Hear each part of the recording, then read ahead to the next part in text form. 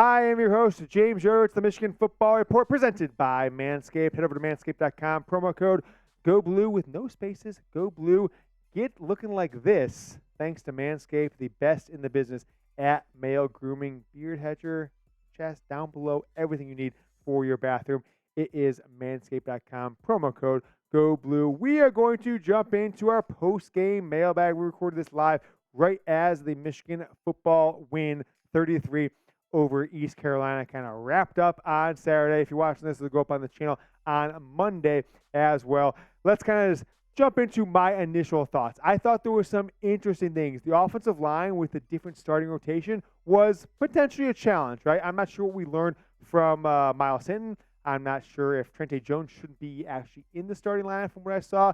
And there's a lot of questions coming on this team, but I'm taking your questions now here on the show as Michigan wins 32-3. J.J. McCarthy and Roman Wilson were the star of the show with 3 touchdowns. Brad Bucherite started the insanity with a Go Blue and a $10 super chat on our live show. But I think the thing that I saw today was J.J. McCarthy was very confident in the passing game. He was willing to roll out of the pocket. He was willing to go deep when he needed to. He was willing to throw in the red zone, something that Michigan shied away from in the 2022 season, it seemed, at least to me, until they needed to throw when it came down to games like TCU and others. We've got a question coming in here from Josh Sherwood, one of our absolute studs of an audience member on the Michigan Football Report. I don't think we'll be three-peating the Joe Moore Award, all right?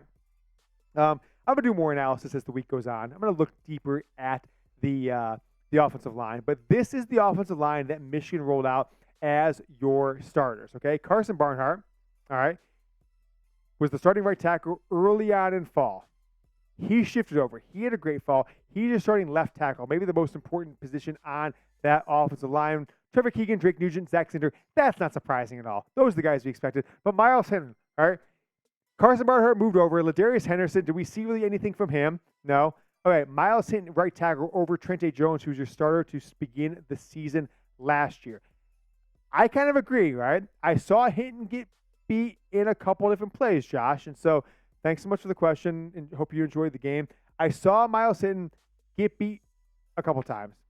I'm not sure if Trente Jones isn't a better player than him. Maybe he is, maybe he's not. I'll do more analysis there, but certainly Michigan didn't get any push in the running game, right? There were so many times where Donovan Edwards or Blake Corum were hit at the line. Maybe they broke forward for another gain or two, a yard, etc. But I thought this was like a C-, D+ effort from the offensive line when it came to the running game. And they've got plenty of time to mix things up. Maybe they've got last year Trente Jones was a starter early on, was not a starter later on. Maybe that's the same case here. Maybe he's not the starter early on, is the starter later on. We'll see how it shakes out. But the offensive line, from a pass perspective, probably was like a B+, running game, C-. So overall, I'll give like the offensive line like a C+, B- for this opening 32-3 win. RKA7731 says, JJ looks way more comfortable. Agree with you there, 100%. Second point he has, run game seems to have taken a step back. And this second part here is the thing I'm going to be looking into more after we come off the live show is Corum looks like the injury is still impacting him. Pretty good point. He did not look like the same back for what we saw from him today with 11 carries, 77 yards. Special teams, 50-yarder as we ended half, but a missed extra point, a missed 52-yarder. James Turner's initial thing, very high, very low. 50-yarder, 52-yarder, shanked it 20 yards left, and then he missed an extra point. And then fourth, depth isn't as good as we thought it would be. He had Michigan missing some starting players. 3 players in the secondary were missing. We saw Keon Sabb step up. Tyler Moore, starting wide receiver. He didn't play either. You saw Frederick Moore, Samaj Morgan get some playing time, but we'll see how this depth shakes out. It wasn't a perfect game from this team by any means, but overall I'd say it's like a B performance considering offensive coordinator Sherrone Moore, head coach Jim Harbaugh not in the game. J.J. McCarthy looked absolutely electric, and Roman Wilson has emerged as maybe one of the top 2 or 3 wide receivers in all of the Big Ten. Give me a scale for Jesse Minter. Rate him as a head coach on a scale of 1 to 10. I'm going to go with like an 8, 7 or 8, right? It's the defensive coordinator. The offense looked good. The defense had a shutout until the last play of the game. ECU kicked the field goal on the last play of the game. Kind of a beta male move for ECU, and not surprising. That's kind of who they are. They're a bunch of betas, so we get what we expect from them. But I'm giving an 8. Team looked good at times. The passing game was probably more aggressive than we've seen really at all under Jim Harbaugh. So I'm going to give him an 8. Let me know what you guys think in the live chat. I'm seeing some 7s. I'm seeing some 8s. I'm seeing some 7s again. So let me know what you guys think about Jesse Minter's performance. He's 1-0, the winningest coach percentage-wise tied in college football history. Thousands. He's never lost a game. Some guy, one of our Super Chat stars of the live stream. Thank you so much, Some Guy. We appreciate you, just like J.J. McCarthy and Roman Wilson did. It was like, huh. That's what we do to you, Some Guy. We were down 2 coaches and had injuries. We will win the national title this year. Some Guy, we'll see you. We'll see you in Houston, right? Houston or bust. Jack and I will be there. It was the first game of the season. Colorado was going to be scary good. Jeez, this Colorado game. We turned it on at the end of the Michigan game when it was over. We're pretty damn good, right? Travis Hunter, Shedeur Sanders. That's a 1-2 combo that might be as good as any in college football. I agree. You got to give Michigan a little leeway because of the circumstances of this game, but I don't think there's anything to freak out about when it comes to what we can expect from team the rest of the season. A little bit of concern in the running game, but things will shake out. We'll see how the offensive line rotation shakes out this week. Manscaped, guys, has the best male grooming products in the game, and if you didn't see yet, big time news from Manscaped. A few months back, they launched the Beard Hedger Kit, Pro Kit, and it is awesome. I use it nearly every single day. Do you see this face? When you saw this face, look at that. It's amazing. It's because of the Manscaped's Beard Grooming Kit. Aren't you tired of using multiple products to maintain your beard? Look no further than the Luxury Beard Hedger Pro Kit from Manscaped. It's a beard maintenance kit that has everything you need for the modern man on the go. A beard hedger, an AC adapter, a USB-C cable, beard shampoo, conditioner, oil, balm, and a travel bag. Plus, as a special bonus, you'll also receive a free beard accessory pack with a beard brush, beard comb, and scissors. The beard hedger was designed with a unique cutting angle that's to have its built-in comb lift flat-lying hairs for smooth single-stroke trimming. For a limited time, folks, you can get 20% off and free shipping. That's 20% off and free shipping at manscaped.com when you use promo code GOBLUE. 20% off, free shipping, manscaped.com, promo code GOBLUE. Get going, Manscaped. Don't be the guy who, it's Saturday night, Michigan wins the game, you're kicking back, your lady or guy in your life is about to take care of business, and it's just a jungle down there.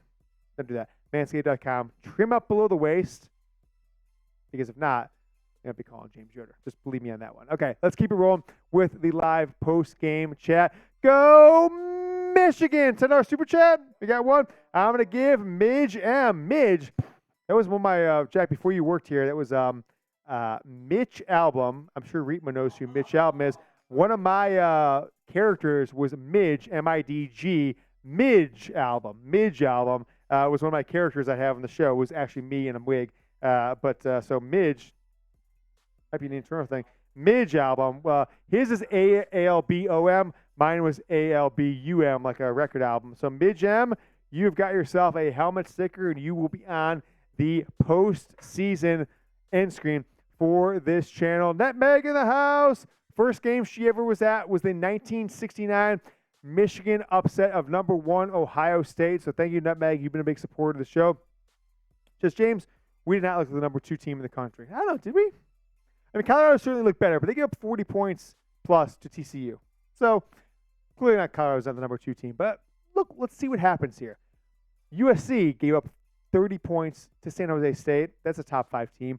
We're going to see what we learn from Florida State LSU, right? They'll be out there. That's a Sunday night game. Right, Sunday night game.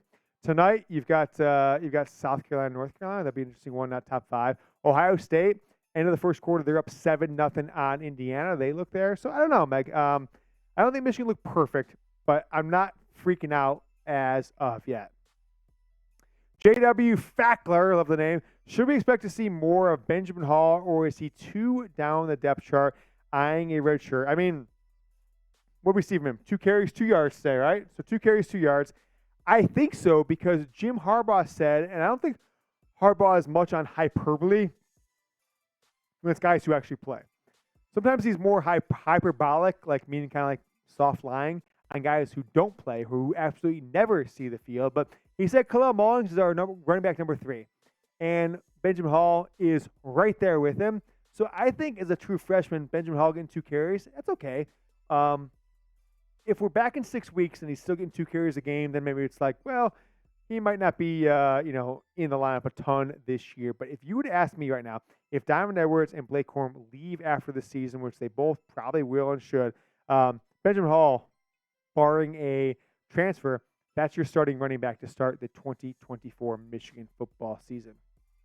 Bill Graves, a hard hat helmet superstar. We got you in the helmet, Bill, my man. He says, QB pressure wasn't very good. Your thoughts? It's, I don't want to be disingenuous with you, Bill. It was tough to follow as I was doing a live stream the entire game to give a good analysis. I thought sometimes guys I wasn't expecting to be after the quarterback, TJ Guy, Ernest Hausman, even Mason Graham here or there. So didn't see a ton from Jalen Harrell. Didn't see a ton from Derek Moore.